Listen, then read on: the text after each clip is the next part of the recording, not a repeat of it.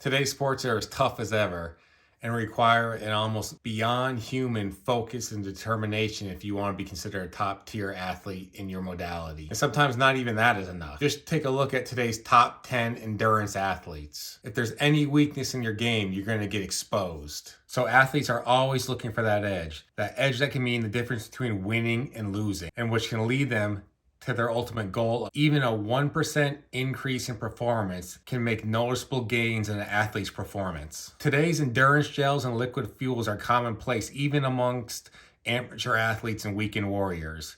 But there was a time not too long ago that even the professionals didn't have access to them. Before the 1980s, it was extremely unlikely to see athletes consuming fuel during the event. Even hydrating was considered weak by the other competitors. Today, though, we understand human performance and sports performance much better, and we understand that fueling during the event can lead to optimal performance. So what are energy gels? Endurance gels are easy and convenient ways for athletes to fuel during competition and training. They allow the athlete to perform at increased levels for longer periods of times. You see, if fuel isn't consumed during exercise, your body will use its stored carbohydrates, called glycogen, in about 90 minutes. This is where energy gels fit in. They are simple sugars that the body can digest very easily and can provide energy to the athlete for up to 45 minutes of exercise. Endurance gels today are a multi-million-dollar business.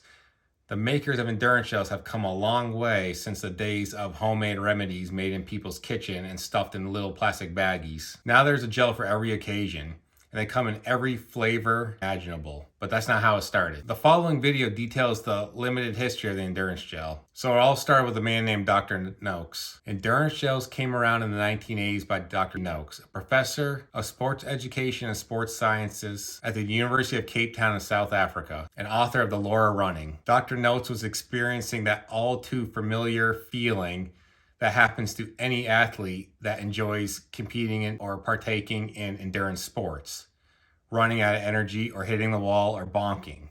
This happens to any endurance athlete that trains or competes at a high enough level. He knew this happened because of an insufficient supply of carbohydrates to the body and the depletion of glycogen stores during exercise. He asked himself how he could properly fuel his body during competition to prevent this from happening. So in 1987, he developed, together with his team, a gel that contains enough energy to fuel an athlete for up to an hour. This gel was originally made from two carbohydrates, maltodextrin and dextrose. Even though Dr. Noakes was the inventor of endurance gels, or ingesting carbohydrates during competition, he doesn't promote this practice anymore. He thinks that competitors have a better chance of performing at elite levels with lower carbohydrate intake or becoming fat adapted. Previously, these homemade endurance gels were being carried around in little plastic baggies that were often messy and cumbersome to ingest during competition. So in order to make it easy for athletes to ingest this fuel during competition,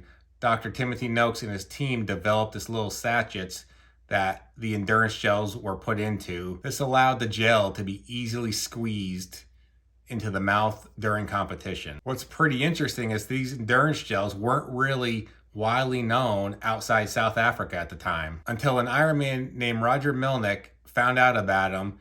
He changed the recipe and developed the company Squeezy. Roger brought this endurance gel named Squeezy to the European market in the early 1990s. The brand was relaunched in the 2000s, again under the name Squeezy, but production moved to Germany to increase quality standards. Roger Melnick is the current CEO of Squeezy, and Squeezy is still being produced today. So there's a little drama in the endurance gel industry.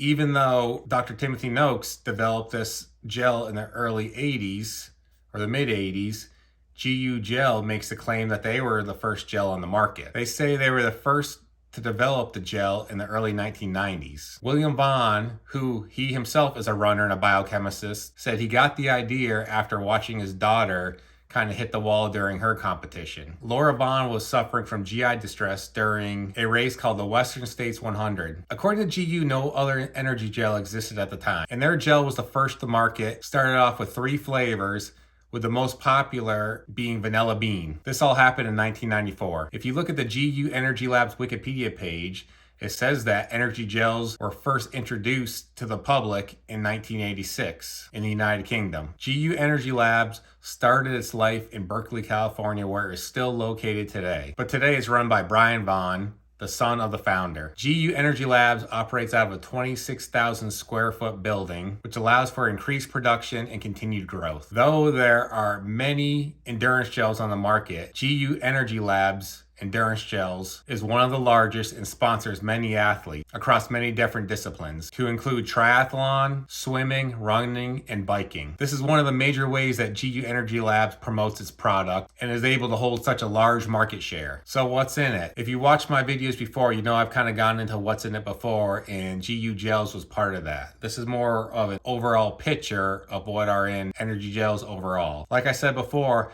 when energy gels were first introduced, they were mostly composed of two carbohydrates, maltodextrin and dextrose. But today, the recipe has changed and are mostly made out of maltodextrin and fructose, with an amino acid blend and electrolytes, normally potassium and sodium.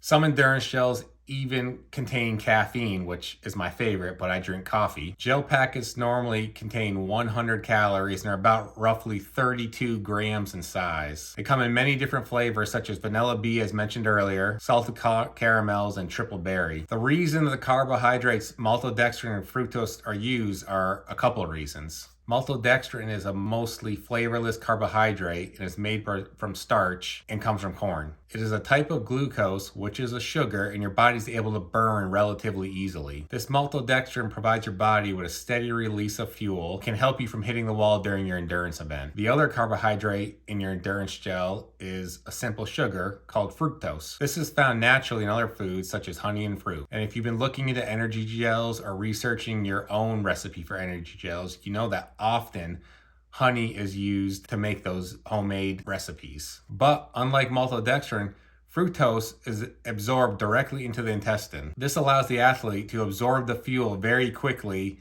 and is able to utilize that energy quickly during the event. One of the reasons these two carbohydrates are used is because there is some evidence that the body is able to utilize two different metabolic pathways to break down these carbohydrates at the same time. This allows the body to be really efficient at providing energy to the muscles during exercise. Maltodextrin is transported from the gut to the blood by a protein transporter, SGLT1. This transport protein can become saturated and in effect creates a bottleneck that slows down the body's ability to absorb energy. Fructose, the simple sugar, uses a transporter called GLUT5. Using two different transporters allows the body to increase its uptake than if there was only one. Studies show that gels that contain two different carbohydrates can increase uptake into the body by up to 36%. This should allow athletes to work out harder, push themselves even further than if they were not consuming any type of endurance gel during activity. Endurance gels